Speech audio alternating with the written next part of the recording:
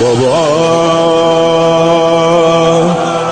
یه گوشه خواب بودم خیلی آروم،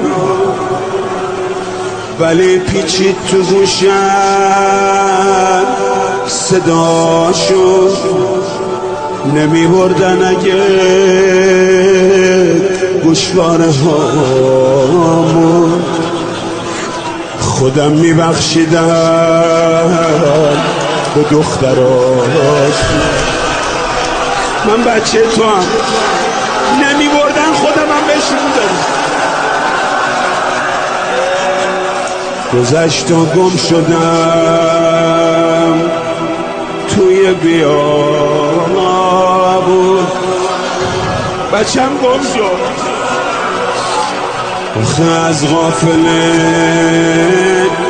جا مونده بودن، یکی اومد برم گردون بابا، ولی کاشکی همونجا مونده بود. بابا بد اخلاقن چقدر مردای شامی، به جای قلب سنگ تو دلاشون، با این دستای سنگینی که دارن دلم میسوزه واسه بچه هاش. یه جوری زد چشام تار هنوزم،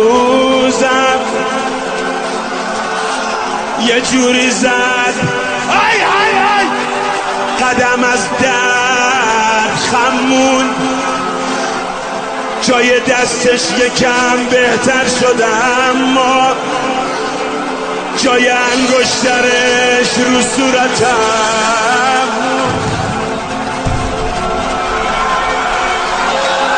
تو روی نیزه و من روی ناقه،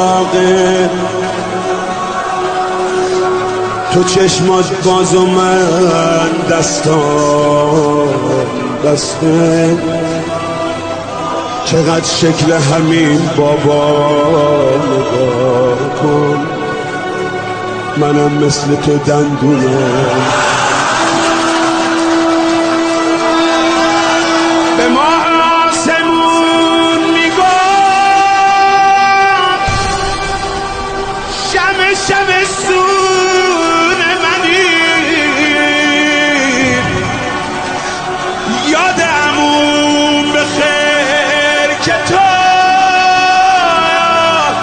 مثل عمو جون منی.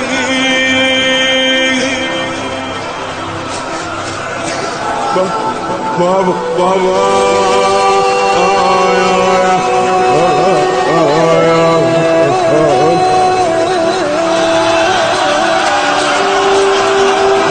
میگم به داد بچه برس به حق و حق افتاد.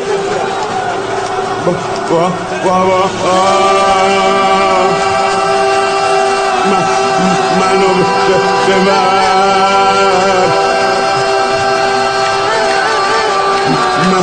من جا میونم هممو میزنم.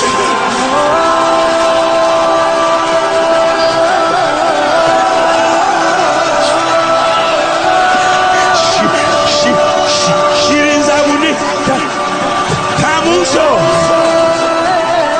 مال اون وقت بود که دندونام سالم بود. بابا